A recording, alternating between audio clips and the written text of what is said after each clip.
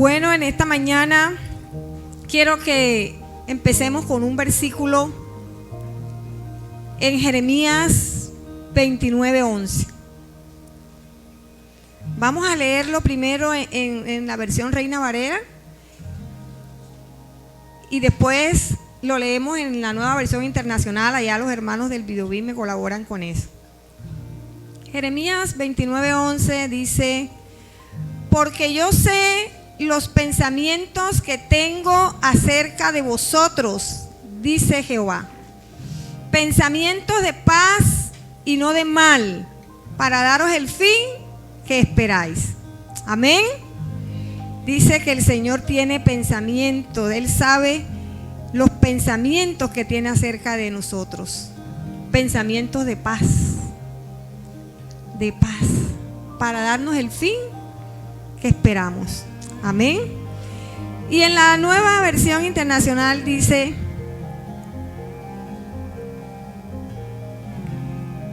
cambia la palabra pensamiento por planes, porque yo conozco los planes que tengo para ustedes. Amén. Afirma el Señor. Planes de bienestar y no de calamidad, a fin, perdí, eso, es así, a fin de darles un futuro y una esperanza. Amén, gloria a Dios. Fíjense que aquí cambia un poquito y en vez de pensamiento está la palabra planes, porque yo conozco los planes que tengo para ustedes, afirma el Señor. ¿Y cuántos en esta mañana tienen planes? A ver, levánteme la mano. Entonces usted está en el lugar correcto. Estoy con las personas correctas. Todos tenemos planes, ¿verdad? Todos tenemos un anhelo en nuestro corazón por cumplir.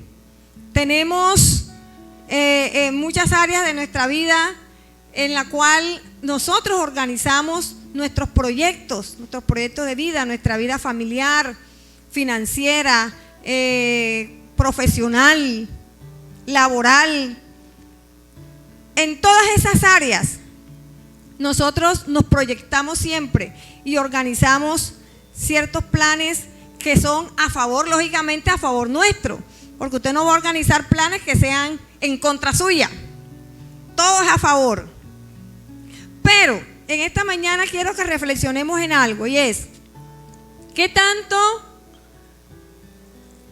mis planes están alineados a los planes del Señor? Fíjense que acá en Jeremías 29:11 hemos podido leer que el Señor ya tiene mi vida planificada, ¿cierto? Ya Él conoce los planes que tiene para mí. Yo no estoy en la mente del Señor para conocer todo eso. El Señor tiene ya una visión macro, se puede decir, de mi vida, de todas las áreas de mi vida. Y Él conoce los planes que ya tiene de antemano preparado para mí. Pero como ser humano, yo planifico, yo organizo, y eso es bueno. Porque usted no puede ir por la vida como que, como dice el dicho, pan de va Vicente, pan de va la gente. O en cualquier bus que venga, en ese me monto. ¿Cierto que no? Nosotros organizamos. Pero ¿qué pasa cuando mis planes no coinciden con los planes del Señor? ¿Qué pasa cuando yo voy por un camino y Él va por otro? ¿Qué pasa cuando en medio de ese proyecto que es bueno para usted, usted lo considera bueno, porque usted no va a planificar, como dijimos, algo que sea malo para usted, que lo lleva al fracaso? ¿Qué pasa cuando eso tan bueno, Dios me cierra la puerta? ¿Qué pasa cuando estamos viendo esos no de Dios en el transcurso del desarrollo de ese plan?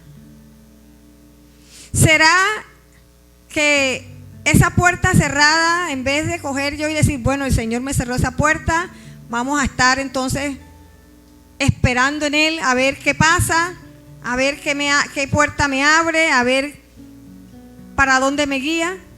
¿Será que esa es mi actitud o será que cojo un martillo y un cincel a tumbar esa puerta? Porque por ahí yo planifiqué, por ahí yo organicé y por ahí tengo que entrar.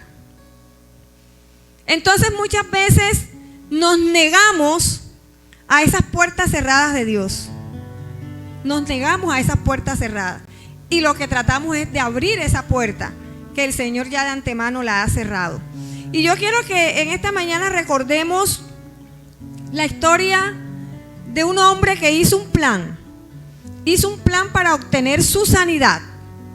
Y ese hombre es Naamán. Quiero que busquemos en Segunda de Reyes,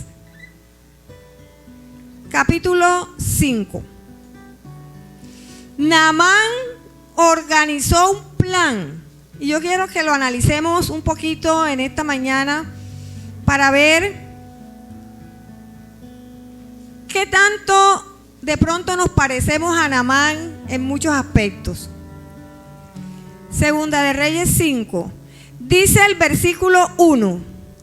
Naamán, general del ejército de Siria, era varón grande delante de su señor y lo tenía en alta estima, porque por medio de él había dado Jehová salvación a Siria.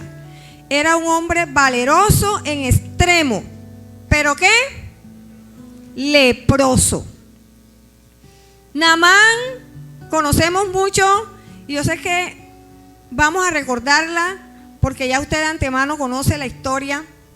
Naamán tenía un problema grave de enfermedad, y no cualquier enfermedad, era lepra, una enfermedad que era estigmatizada en ese momento y que la persona era rechazada.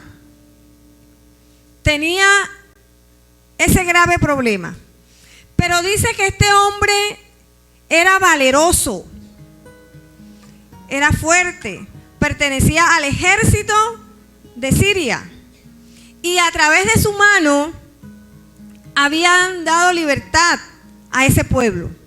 El rey lo tenía en alta estima, pero tenía ese inconveniente. ¿Qué pasa? En la casa de Naamán hay una empleada, ¿cierto?, que le comunica a la esposa que en Israel hay un profeta que puede sanar a Naamán de su lepra. Y esta mujer le comunica a Naamán esto que le comenta la empleada, la sierva. Y es cuando Naamán entonces traza su plan para su sanidad. Traza su plan para su sanidad. Naamán, ¿qué es lo primero que hace? ¿Va donde quién? A ver, ustedes conocen la historia. ¿Va donde quién? ¿Donde quién? Donde su rey. ¿Qué va a buscar allá? Su autorización, su permiso. Él le comenta. Y el rey está de acuerdo. ¿Y lo manda con qué? Con cartas. Con cartas. Lo manda con cartas a Israel. Entonces, Naamán traza su plan de ir con la autorización de su rey, ir con cartas de autorización y además ir con muchos ¿qué? Regalos. Y no cualquier regalos. Dice que llevaba plata, oro y vestidos lujosos. No cualquier vestidos, vestidos lujosos. Entonces fíjense el plan de Naamán. Él va en busca de su sanidad y traza su línea de acción. Traza su línea de acción. Y lo primero que hace en medio de su recorrido es llegar al rey de Israel. ¿Qué hace cuando llega al rey de Israel? Le entrega las cartas. Y en una de esas cartas, porque habían cartas de pronto para ir por el camino dándosela a los otros reyes, pero había una específica para el rey de Israel. Y cuando este rey lee esa carta, decía: ahí te mando a mi siervo Naamán para que lo sanes de su lepra. ¿Será que el rey tenía la potestad para sanar? No. Ahí el primer error de ese plan de Naamán. El rey no tenía la potestad para sanar. Y es cuando entonces este rey rasga sus vestiduras. ¿Y qué piensa? Este hombre viene ahora en ocasión para armar guerra, armar pleito, porque ¿de dónde yo lo voy a sanar? Y ya de antemano leímos en el primer versículo que Naamán era hombre de guerra, comandaba un gran ejército. Y lo primero que pensó el rey de Israel fue que venía guerra contra él, porque él no iba a poder sanar a Naamán. Es ahí entonces cuando se entera ¿quién? Eliseo, el profeta, del cual le habló la sierva allá en su casa en Siria. A él era que tenía que dirigirse primero, ¿verdad? Buscarlo, pero no. Él trazó su plan, su proyecto. Y llega a oídos de Eliseo la noticia de que el rey rasgó sus vestiduras. Se preocupó y dijo entonces Eliseo: tráiganme a ese hombre para acá. Tráiganme a ese hombre para acá. Y llega Naamán a la casa de Eliseo con una idea y con un plan preconcebido en su mente y en su corazón. Y el versículo del 9 al 12 nos relata qué pasó ahí en casa del profeta Eliseo. Y vino Naamán con sus caballos y con su carro y se paró a las puertas de la casa de Eliseo.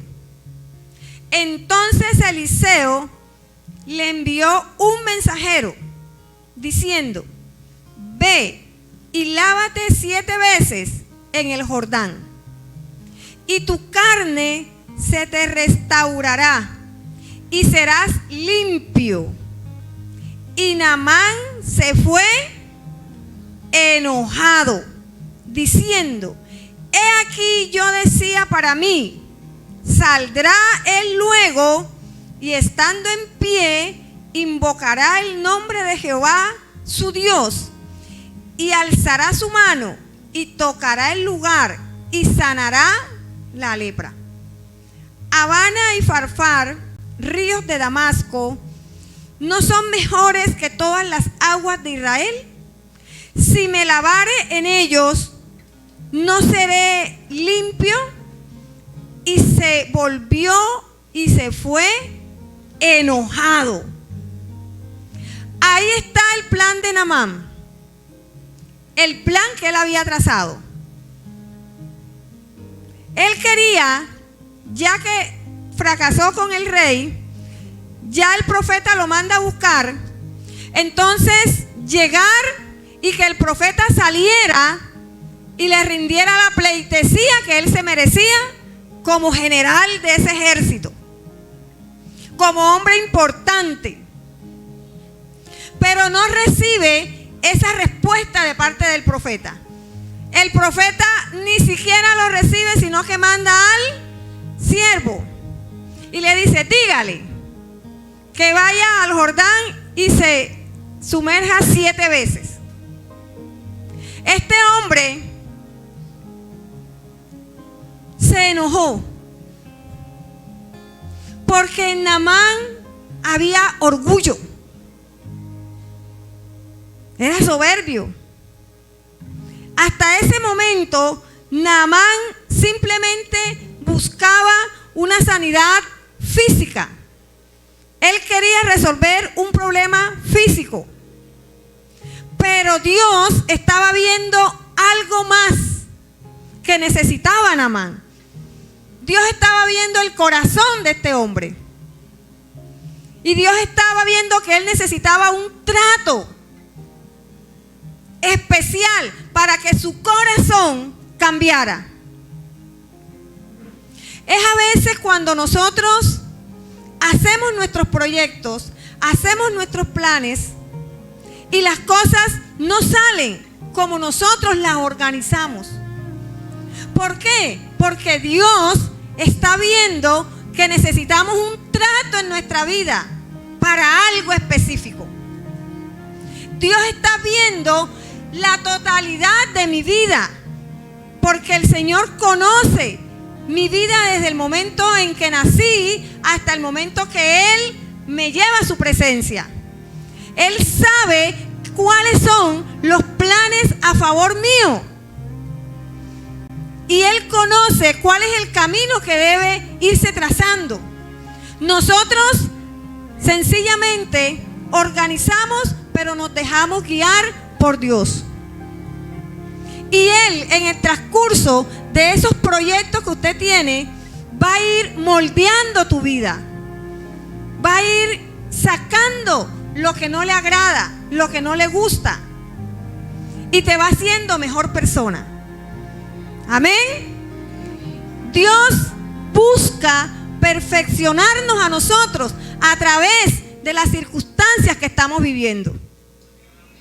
Naamán estaba viviendo una circunstancia complicada. Él estaba buscando su sanidad, pero a su manera, y no a la manera de Dios. Ahora este hombre va a salir y va a invocar a su Dios y va a tocar mi cuerpo y seré sano. Así quería ser sano Naamán. Algo espectacular. Algo que todo el mundo se asombrara y viera.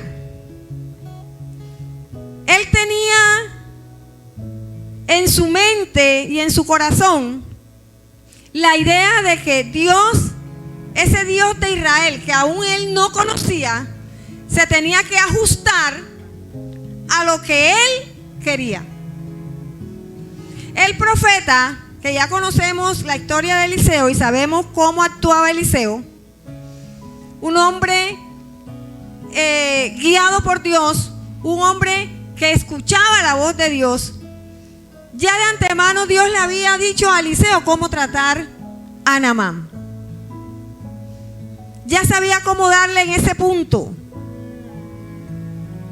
de su orgullo y de su soberbia. Y entonces este hombre se enoja grandemente. ¿Cómo se le ocurre que me voy a ir a zambullir a ese río? ¿Acaso allá Habana y Farfar no son mejores? De pronto las aguas de este Habana y Farfar eran transparentes.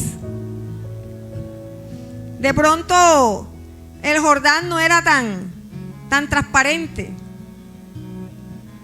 De pronto este hombre, en medio de su enojo, no quería tampoco que todas las personas que estaban ahí a su alrededor, todos sus sirvientes y todos los que estaban acompañándolo, vieran tampoco su desnudez y puedan ver esa lepra que él llevaba. Tantas cosas que él quería evitar para ese momento. Pero dice los versículos siguientes que en medio de su enojo, los empleados que hacen, los sirvientes que hacen, se acercan a él y le dicen: amo, sus siervos, si el profeta te hubiese mandado a hacer algo más complicado, ¿no lo hubieses hecho? Mira, te está mandando a que te metas 7 veces al río Jordán. ¿Qué tan complicado es? En pocas palabras, hemos venido tan lejos, cargando tantas cosas, buscando tu sanidad, y ahora te vas a devolver enojado, bravo, porque sencillamente el profeta no salió a recibirte, porque no salieron las cosas como tú pensabas. Todas esas cosas de pronto pudiesen habérselas dicho a este hombre. Y es cuando él entonces recapacita. ¿Y qué hace? Va al Jordán y se zambulle las 7 veces. ¿Y qué pasa cuando sale la 7ª vez? ¿Su piel qué? Quedó limpio, como la piel de un niño. O sea, Dios le hizo una sanidad maravillosa. Y en ese momento en que él se estaba zambullendo, no solamente Dios estaba actuando en su carne física, sino también estaba actuando en su vida espiritual. Ahí Naamán estaba dejando también el orgullo, la soberbia, todo eso con que venía él a buscar su milagro, lo estaba dejando también allí, sepultado en esas aguas. Dios quería que él reconociera su poder y su gloria, no a su manera, no a la manera de Naamán, sino a la manera de Dios. Amén. ¿Cuántas veces nosotros queremos obtener cosas a nuestra manera? A mi manera. Yo pienso de esta forma, yo actúo de esta forma, yo creo que es así, y por ahí nos vamos. Y no le damos la oportunidad a Dios de que Dios sea el que maneje los hilos de mi vida.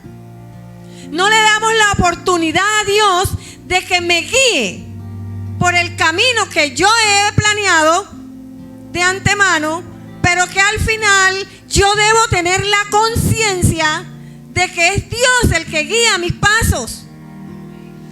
Que Jeremías 29:11 debe ser una realidad en mi vida, cuando dice que yo conozco los planes que tengo acerca de ti, afirma Dios. Y si Él lo está afirmando, yo debo creerlo. Yo debo creer que tengo que darle la oportunidad a Dios de mostrarme su poder y su gloria. Amén. Yo no puedo apartar a Dios y seguir mis propios razonamientos. Si Naamán se hubiese devuelto enojado, furibundo, y ni siquiera hubiese escuchado a sus siervos cuando le dijeron todo lo que le estaban diciendo, se hubiera regresado a Siria con su lepra. Hubiese perdido la oportunidad de ser sano, de dar testimonio. Y muchas veces nosotros nos perdemos la oportunidad de dar testimonio acerca de lo que Dios puede hacer en nuestra vida, porque sencillamente no nos da la gana de someternos a su voluntad. Dejamos esa puerta, o vemos esa puerta cerrada, y entonces la derribamos, donde nosotros conocemos que dice la palabra, que Dios es el que cierra y es el que abre. Y cuando Él cierra, nadie abre. Pero nosotros a veces nos creemos más que Dios. Más que Dios. Y cogemos nuestra vida como si fuera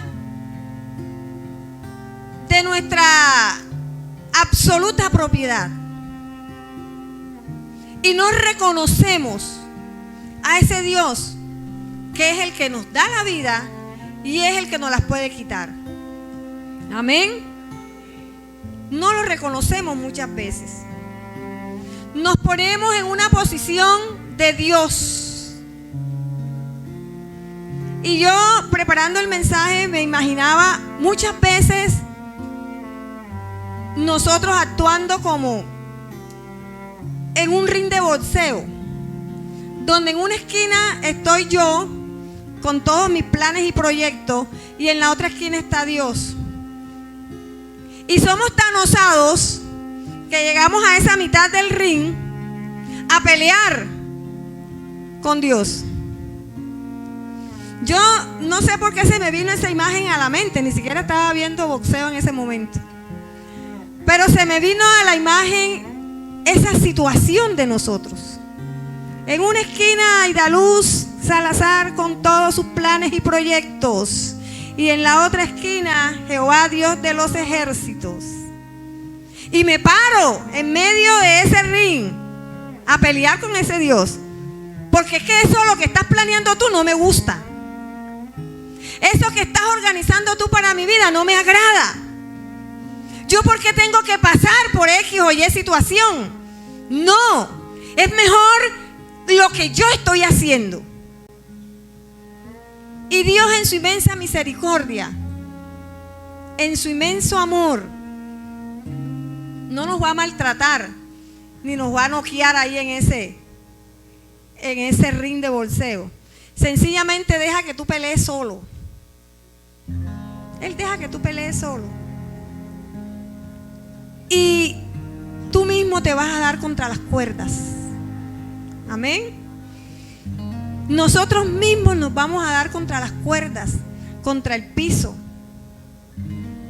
Y nosotros mismos muchas veces vamos a autoderribarnos.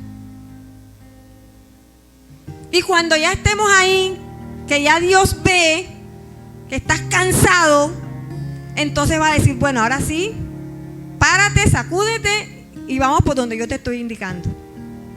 Amén. ¿A cuánto les ha pasado? ¿Será que nada más me ha pasado a mí? Párate, sacúdete. Imagínese usted esa escena en ese ring. Párese, sacúdese, póngase firme y ahora sí, vamos por donde yo te estoy trazando. Pero nos gusta sufrir. Nos gusta sufrir. Se nos olvida. Jeremías 29:11. Se nos olvida. Señor, yo tengo esto, pero no me está saliendo como yo estoy planeando. Ahora entonces me quedo quieta y muéstrame. Me quedo quieta, me quedo quieto y muéstrame. Muéstrame. Llévame tú de la mano, porque tú conoces más que yo. Y así nos va a ir mejor. Nos va a ir mejor. Dice que Naamán, ¿qué pasa con Naamán? Después que se dio esa sanidad, en el versículo 15 de Segunda de Reyes 5. Y volvió al varón de Dios, él y toda su compañía, y se puso delante de él y dijo: he aquí, ahora reconozco que no hay Dios en toda la tierra, sino en Israel. Te ruego que recibas algún presente de tu siervo. Ahí, en ese versículo, ¿será que estaba el mismo Naamán? No. Ahí ya Dios había cambiado su corazón. Ya Dios había hecho una obra en la vida de Naamán. Naamán salió de Siria a buscar a un Dios que le podía sanar de su lepra, y encontró un Dios que además de su lepra le sanó su corazón. Porque hay que ver qué necesidades tenía Naamán en su vida.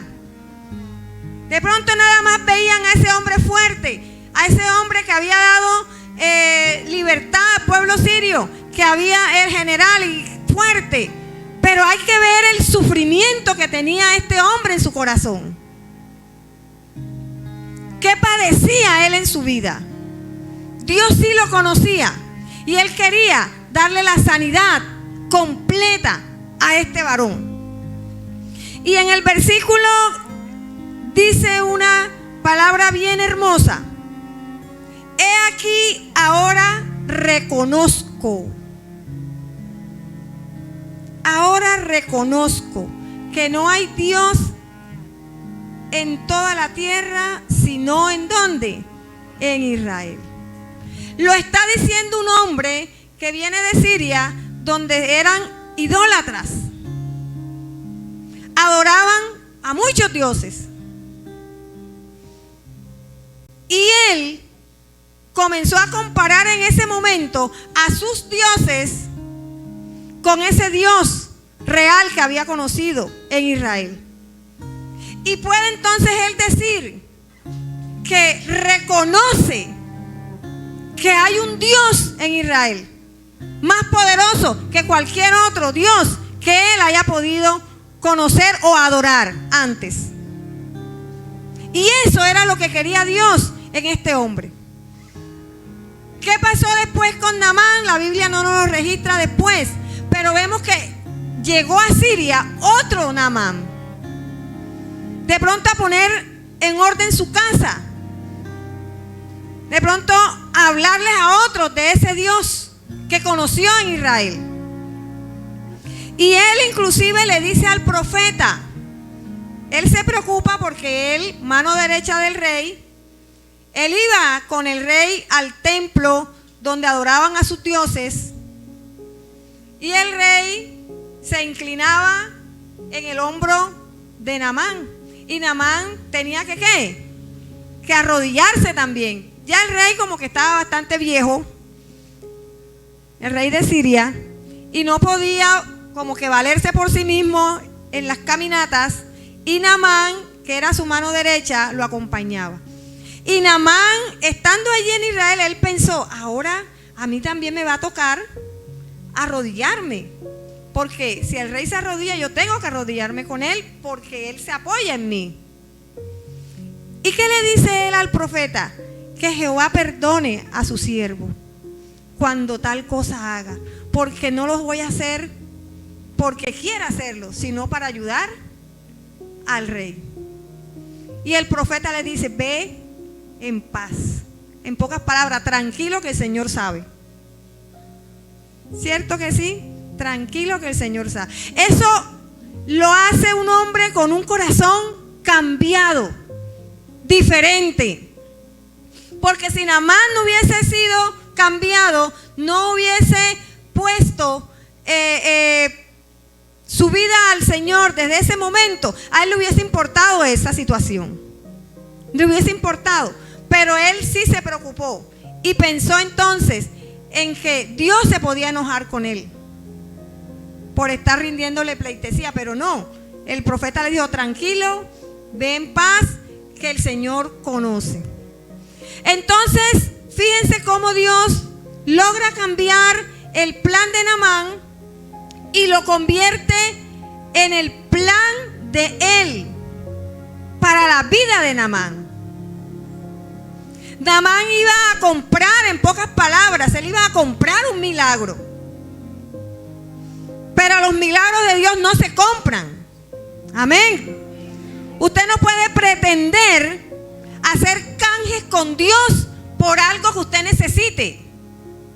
Porque Dios quiere, es un corazón arrepentido, un corazón humillado, un corazón que le sirva, un corazón que le busque. A ese corazón Dios obra. Amén. Dios le hace la sanidad, Dios le hace el milagro financiero, el empleo que está buscando, la parte académica que estás buscando. Todo eso Dios lo hace cuando mira tu corazón y ve que hay dentro de él. Y si hay algo que Dios está viendo en tu corazón que no le agrada, entonces va a buscar la forma de cambiarlo. Y es cuando tenemos que someternos a esa voluntad de Dios para ver después al final la obra hecha. Lo que yo pensaba más lo que Dios quería. Amén. Y muchas veces no se puede dar lo que yo quería, sino lo que Dios quiere para mi vida, lo que Él sabe que es bueno y agradable para mí, porque Él lo dice en su palabra. Amén. ¿Por qué Dios cambia nuestros planes? Me preguntaba yo, hice la pregunta y la plasmé acá. ¿Por qué Dios cambia nuestros planes? ¿Por qué cree usted que Dios cambia su plan? Porque los de Él son mejores. Más. Sabe lo que me conviene, ¿verdad?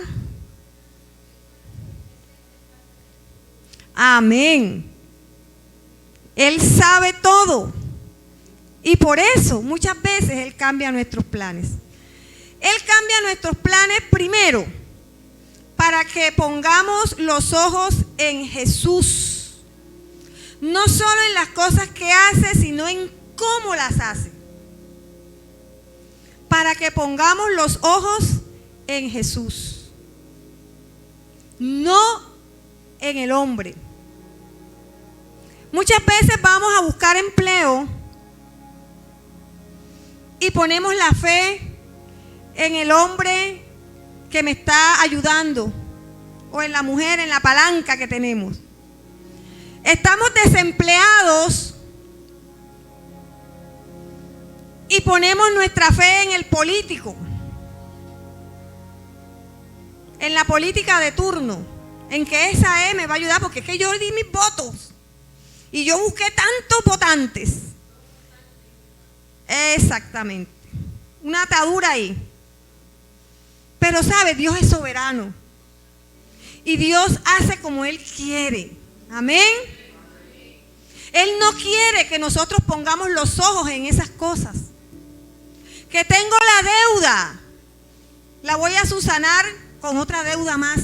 Ahora voy a planear ir al banco tal, llevo los papeles, que me presten tantos millones, pago aquella, me quedan tantos milloncitos, con eso hago un negocio y entonces voy pagando la deuda. Ese es nuestro plan muchas veces. O peor aún, me voy con el cobradiario. Digo peor aún porque ellos son peores que los bancos. Le presto 500 porque debo 300, pago los 300 y me quedan 200. Y esos 200, con esos 200 voy a hacer esto, voy a hacer lo otro. Bueno, va a hacer un montón de cosas con eso. Poniendo ahí poquito 500. Pero se le olvida que al día siguiente va a estar ese señor cobrando la cuota que le corresponde. Y resulta que se gasta los 200 pagando las cuotas de los días siguientes. Eso no pasa aquí. Eso pasa en las iglesias de allá del otro lado del mundo.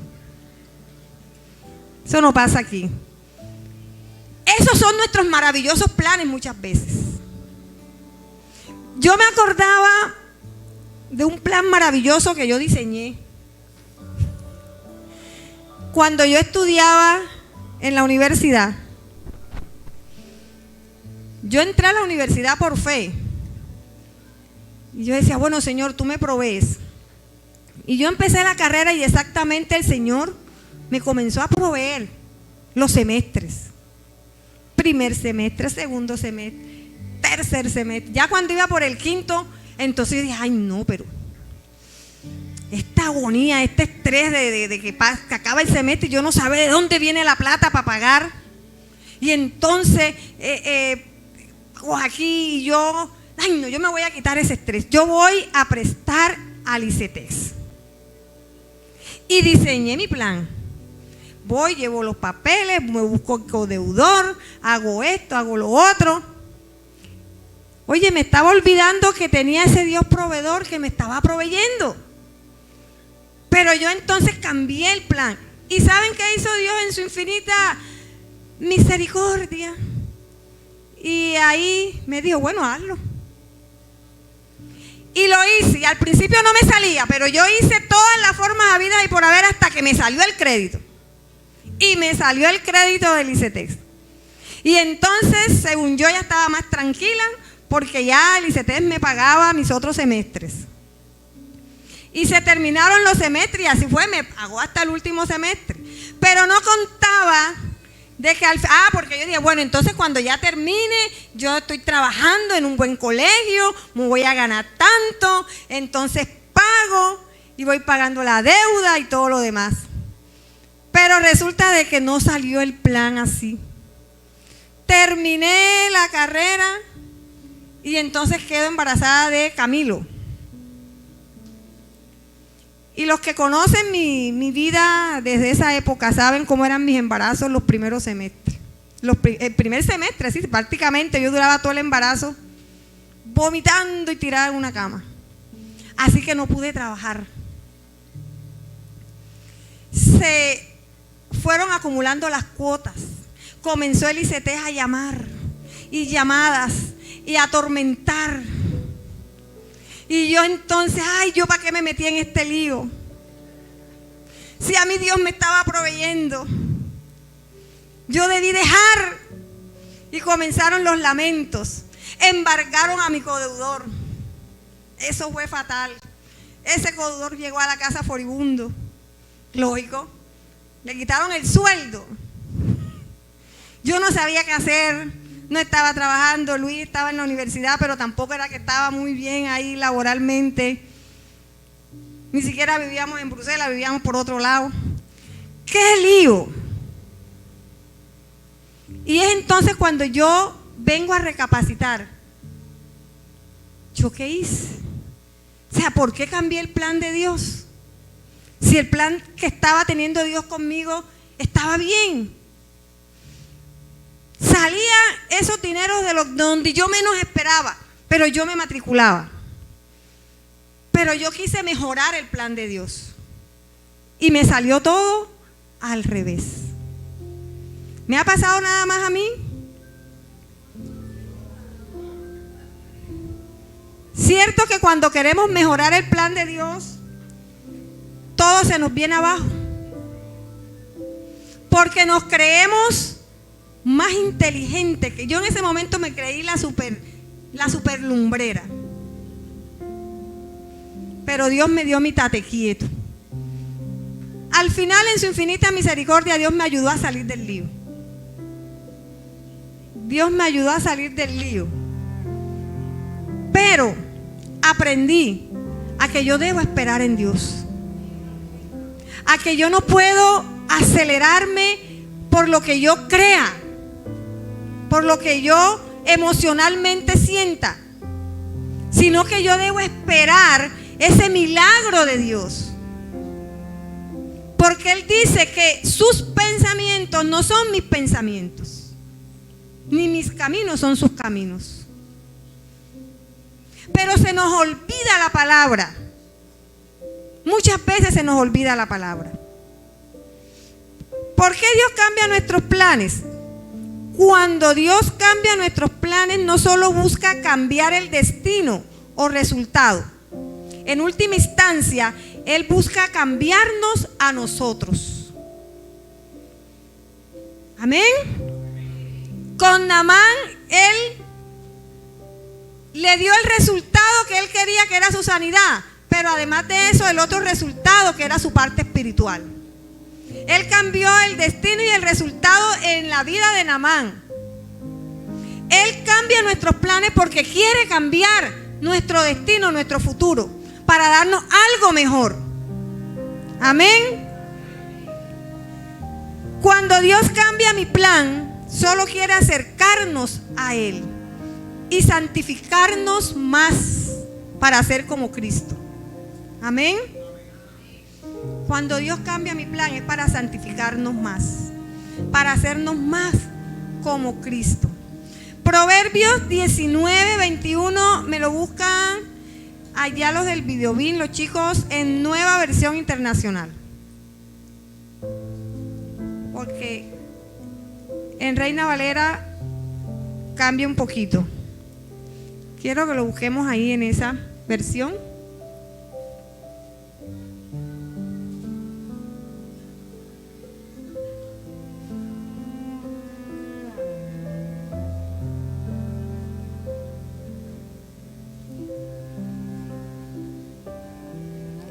El corazón humano genera muchos proyectos, pero al final prevalecen ¿qué? Los designios del Señor. Nosotros somos buenos generando proyectos, pero al final prevalecen los designios del Señor. Ese es el consuelo que nosotros debemos tener, que al final de lo que nosotros estamos organizando para nuestras vidas va a prevalecer no lo que yo estoy pensando, no lo que yo estoy organizando, sino lo que Dios quiere para mi vida. Los proyectos siempre van a estar, los planes siempre van a estar, pero deje que Dios los vaya moldeando a su manera. Deje que Dios vaya organizándote a su manera, para que más adelante tú puedas ver la gloria de Dios y puedas ver su poder y puedas dar testimonio de lo que Dios hace en tu vida. Y podemos ver lo asombroso que es Dios, que hace cosas en medio de situaciones que nosotros ni nos imaginamos. Crea recursos económicos de donde yo menos pienso. Los jóvenes que están estudiando, no se desanimen cuando vean las cosas complicadas en el transcurso. Dios tiene la capacidad de sorprendernos. Amén. Y si te puso en una universidad, te puso en un proyecto académico, Él te va a sacar de ahí. Amén. No pongas tu mirada en otras cosas. O peor aún, no te retires, porque esa es la vía más fácil que nos pone el enemigo. Retírate, tú no puedes. En tu familia, ¿quiénes son profesionales? Nadie. Tú te vas a meter en ese cuento. Si no se puede, no se puede, no se puede. Pero tenemos un Dios que dice sí, porque yo soy tu proveedor, porque yo soy el que tiene los planes para ti, porque yo soy el que te provee de todo lo que tú necesitas, porque tú no necesitas a más nadie sino mi poder y mi gloria. Y seguir, porque al final, cuando tenga esa toga y ese birrete, se va a dar cuenta de que Dios fue su sustentador. Amén. Dios fue su proveedor. Y nos da orgullo saber, mirar atrás y ver cómo Dios hace la obra. Nos sentimos hijos orgullosos de un Padre que está dispuesto a darlo todo por nosotros. Su plan más maravilloso, ¿cuál fue? El de Cristo. Ese fue el plan más maravilloso que el Señor ideó para nuestras vidas. El que Cristo muriera en la cruz y nos diera vida eterna, nos diera vida en abundancia, nos diera salvación. Ese plan lo hizo Dios para nuestra vida, para que no estemos en perdición, y debemos acogerlo para nosotros. Amén. Cada vez que Dios interrumpe nuestros planes, es siempre con un propósito mayor. Dios es un Dios de diseños. Nada en este mundo y en nuestras pequeñas vidas ha sido dejado al azar. Y me gustó mucho esta palabra, que Dios es un Dios de diseños. Dios diseña grandes cosas para ti, para tu vida, para tu familia, para tu hogar, para tu futuro. No debemos dejar que por hacer cosas que no convienen, por poner proyectos contrarios a lo que Dios quiere para nosotros, dañemos el plan de Dios. Esa enfermedad que de pronto llega a nuestras vidas es con un propósito de Dios. para matarnos, es para que veas su gloria. Y si te quiere llevar, te lleva, porque Él es soberano. Pero por sobre todo eso, debemos aceptar su voluntad. Amén. Pero al final vas a ver su gloria en cualquier cosa. Amén.